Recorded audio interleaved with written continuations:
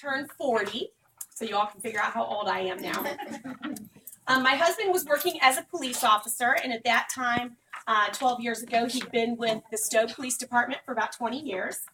I was working full-time at our local hospital, Akron City Hospital, which is, of course, in Akron, and I had been there for about 12 years. And my 3 children at that time, Ashley, Jake, and Haley is here with me tonight. I've also never done my testimony in front of one of my children before, so this is a first in this room here. They were all 3 in private school, so we had a big tuition bill. We were living in a beautiful home. We both had new cars, and we went on vacations, lots of vacations. We were at Disney every year, to the beach every year. And what nobody really knew, because it all looked great on the outside, is that we were flat broke. Flat broke. We were the typical American family up to our eyeballs in debt. And I don't know if any one of you has ever taken a cash advance to go to the grocery store or to pay on another credit card, but that's where we were. Now, I don't want you to think that I am this irresponsible person and that Doug and I were just really living beyond our means, which of course we were. But we were just a family trying to give our kids the best, is really what it boiled down to. We wanted them to have great memories growing up. We wanted them to have the best education possible and the best memories. And why that was really important to me is because I didn't have those things growing up. My grandparents raised my sister and I. We didn't have, we were not born into the Cleaver clan for sure. And so our grandparents raised us and did a great job. I don't know where I would be without my grandparents, but it wasn't the childhood that my kids have or many of your kids have. So I was going to make sure that mine did, no matter what it took. And if I had to go broke doing that, I think that's kind of where I was. We did have a side business for a while, which did help. We started a balloon business where we did balloon arches and balloon releases for weddings and corporate events.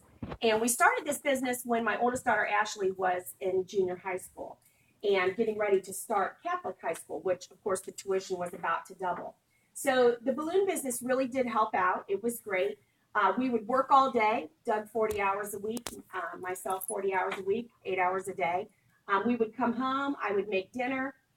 I'd get the kids, all ready for bed, give them a bath, do their homework, and then we would sit down and cut hundreds and hundreds and hundreds of strings for balloons that we were going to use on Saturday.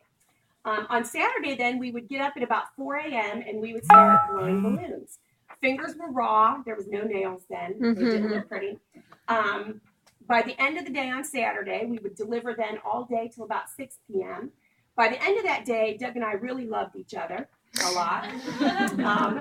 It was hard. It was hard, but it was helping with that tuition cost. So we did that for a while. Well, as it turned out, when Ashley went to Catholic high school, she tried out for cheerleading, and she made the JV squad as a freshman. So they cheer on Friday night, and they cheer on Saturday morning. And that was one thing that I was not willing to miss. I wasn't going to miss every single game, and I would have had to miss every single one. And so we were just going to have to figure something else out. So the little extra money that we had was now gone. I had numerous garage sales. I sold every toy that my children owned when they were little. Haley probably remembers. Are you done playing with that? That was where I was. I sold a doll collection I had from the time I was a little kid. You get the picture. There was no extra money, so I was grasping. So when you have credit card debt like we had, there's no way to get out of it. You are a hamster on a wheel. You're paying that minimum payment month after month after month, and you just sit there. And it's never really going away. Well, as it would happen, a girl that I worked with at the hospital, Sandy Kriegbaum, she's still a hostess of mine, invited everybody in our department at the hospital to a premiere show. Sandy had a new house. We were all going to go over to Sandy's on a Wednesday night because we only worked till noon on Wednesday. We were going to go at about 4 p.m. and go to this jewelry show. And so she brought the catalogs in. We all looked at them ahead of time. I was so excited to go to Sandy's. And, of course, I said I was going, knowing full well I was not going. My credit cards were maxed out. There was no way I could afford to buy anything. And I wasn't going to be embarrassed in front of my coworkers. So when it came time to go to the show, I did what a lot of people do to our hostesses, don't they? They call about a half an hour before and they say, oh, I'm so sorry, I'm not feeling well. I can't come. So when that happens to your hostess, know that those people's credit cards are just maxed out. And that's why they're not coming to the show. So, of course, I go to work the next day, and all everybody talked about was how much fun that they had at Sandy's house. Our home was beautiful. The jewelry was beautiful. This jewelry lady was fun. And I'm hearing all this talk. And Sandy came up and she goes, I can't believe of everybody that I work with, you were not at my show. And I said, I'm so sorry. She goes, but I got $312 in free jewelry. Of course, to which I said, Sandy, you big liar, you did not. She goes, no, really, I did. She goes, everybody came. She goes, my show was like $800 and I got $312 in free jewelry. Well, keep in mind where I am in my life. I immediately thought to myself, okay, wait a minute. If she got $312 in free jewelry, what did this chick get that was at the front of the room?